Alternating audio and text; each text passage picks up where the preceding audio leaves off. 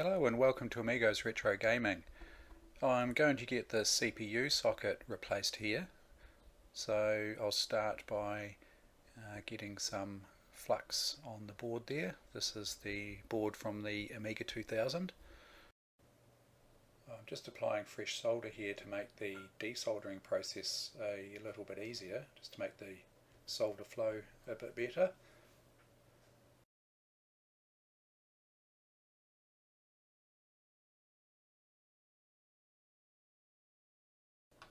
Okay, time to crack out the desoldering gun here. So I find that if I just put the gun over the joint there with the pin sticking through the hole there, and just let the solder melt, and then give the gun a blast on the trigger for the suction, and there's a bit of a wiggle, just helps to free that leg up. And yeah, so just making the way down onto the pre-tinned joints that I've done there.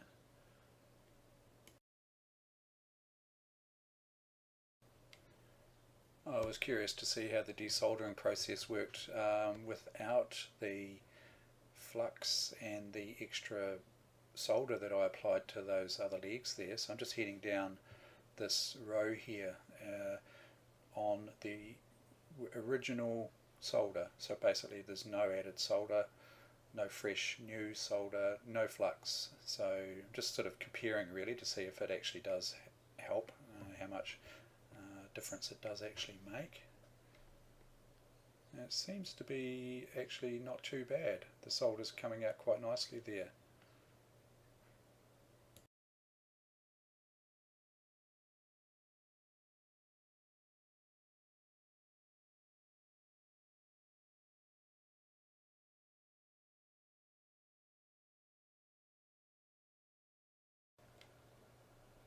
Just had to apply new solder to a couple of these joints are a little bit stubborn, so yeah, just a bit of fresh solder and another blast with the gun and a wee wiggle there just seems to free them up. Next thing to do is to just grab a little flat headed screwdriver and just work along and give each pin a small wiggle there. You can actually tell by the way the pin moves. If it moves freely in the hole, well then you know that it's free and it will pop out nicely. Possibly come across one that might just sort of bend from within the hole. You know it's still attached to the side of the hole, and that identifies that that pin needs a little bit more work. So you want to work towards having all of these pins as free as possible, and you could probably get away with maybe one pin or two. You could sort of get the soldering iron and just melt the solder on it and pull the chip socket, but you do have to be very careful. Just very gentle persuasion there, and the socket's mostly free. There's a couple of pins down the end here that are stuck, but I've just pulled those through the actual chip socket itself, leaving them behind on the board. Right, let's deal to these little stragglers of pins here. There we go, this one there. Just using the tweezer there to hook under it, get the soldering iron onto it. Just from the top side there. There we go. It's time to have a close look at the board now and the pin holes. Just holding that up to the sun there, so just to see if there are any blocked pin holes there. And the board's looking pretty clean actually. Also checking to see whether any traces are broken as well. Let's check the top side here. That's all looking pretty good. Maybe one or two blocked holes there. I'll get those with the soldering iron and a bit of fresh solder wick, and clean those up. Just using a bit of isopropyl alcohol and a anti-static brush just to give this area a bit of a clean up before I go putting the new socket in. It's looking pretty good. You can see a battery terminal down there. This is not the actual board that you have seen in the Amiga 2000 that I've done the videos on recently. This is another board that I just thought I'd take the opportunity to film this. And yeah, so the actual Amiga 2000 board that I've done the videos on will be getting its CPU socket replaced very soon. So yeah, I'll get another battery into this board as well. I've shown that on a previous video. So just applying some fresh solder here. I think that's a ground pin, so that's taken quite a bit of heat. That's part of the ground plane, so the ground plane actually is a big piece of copper under the solder mask there that draws the heat away. So you know, you've got to get quite a bit of heat onto that and make sure it melts, you know, through to the second layer. These are a two-layer board, so there's a layer on the top of the board and also another layer on the bottom. And most of the other pins will be a lot easier than this one to clean up. I think there's a little bit of corrosion. Yeah, there's a bit of corrosion on a couple of points there too, so I'm just trying to clean that up a little bit.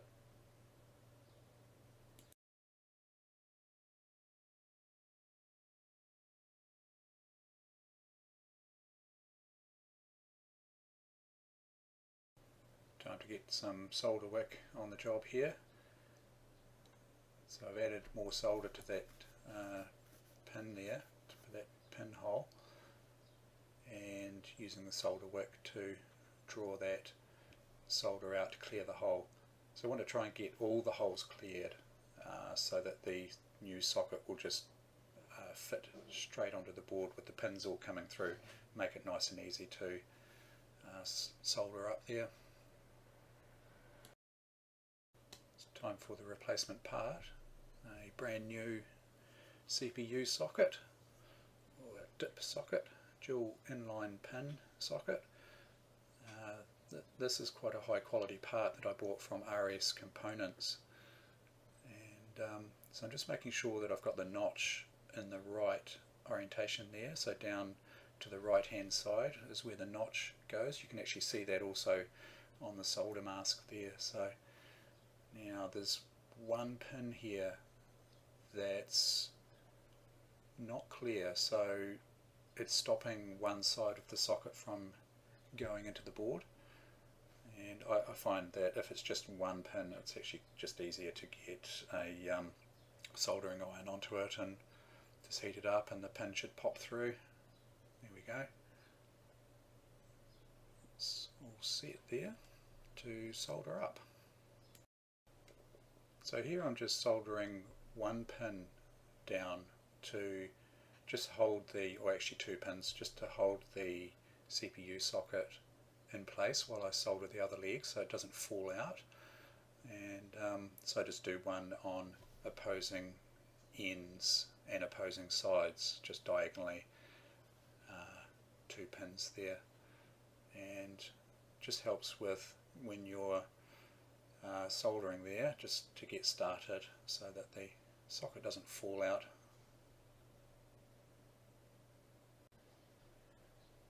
These are 64 pin sockets, so I'll just work my way along here. So this particular board was incommunicado. There's nothing that I could do to get this machine to boot, or to even display anything.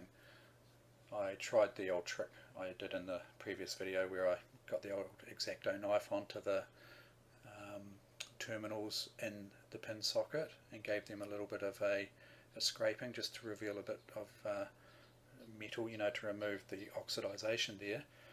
And there was quite a bit of oxidization on the CPU legs as well, so I just gave those a very light scrape, and nothing that I did there would work, so I just decided to replace the socket. And when I installed the machine or the board again into the machine, it booted first time, so it just completely cured all issues.